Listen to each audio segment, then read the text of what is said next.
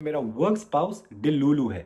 Skibidi हरकतें करता है जबकि ब्रोलिगार्की माउस जिगलर इस्तेमाल करते हैं ताकि वो ट्रैड वाइफ ना बन जाए। शायद ये जुमला आपको बिल्कुल समझ नहीं आया होगा, लेकिन इस जुमले के बहुत सारे अल्फाजों को आपने सोशल मीडिया पर पहले भी सुना होगा और सोचा होगा इनका क्या मतलब है। अपनी उलझन कम करने के लिए आप कैम्ब्रिज डिक्शनरी का मुताला कर सकते हैं क्योंकि उन्होंने 6000 से ज्यादा नए अल्फाज शामिल किए हैं। स्किबिडी, डेलूलू, ट्रैड वाइफ, ब्रोलिगार्की और माउस जिगलर जैसे सोशल मीडिया अल्फाजों को भी इस बार जगह मिली है। स्किबिडी एक बेमाने लफ्ज है जिसे यूट्यूब पर एक वायरल एनिमेटेड वीडियो सीरीज बनाने वाले ने इजाद किया था। डिक्शनरी में इसे कूल या बैड के तौर पर बयान किया गया है या इसे मजाक के तौर पर बगैर किसी हकीकी माने के इस्तेमाल किया जा सकता है। डेलुलू, जो कि डेल्यूजनल का एक छोटा वर्जन है, 10 साल पहले कोरियन पॉप यानी के पॉप के फैंस पर एक तौहीन के तौर पर सामने आया। अब इसका मतलब ऐसी चीजों पर यकीन करना है जो हकीकी या सच नहीं है, आमतौर पर इसलिए क्योंकि आप ऐसा करना चाहते हैं। यहाँ तक कि ऑस्ट्रेलिया के वजीर आजम एंथनी एल्बनीज ने भी पार्लियामेंट में अपने मुखालिफ पर हमला करने के लिए इसका इस्तेमाल किया था। They are Delulu with no Salulu, Mr. Speaker.